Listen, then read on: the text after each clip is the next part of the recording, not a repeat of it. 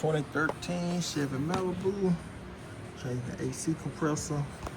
You got 13 right there. You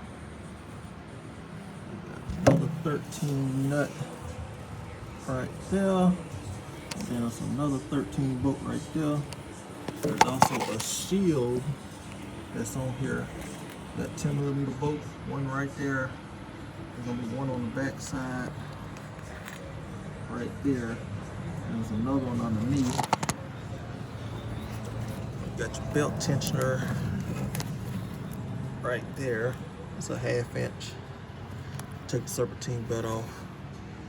Then that line right there is a 13. Got 2 plugs on it you gotta unhook. And it has to come out the wheel well over there. It comes out right here. It comes out right there. Don't do what I just did.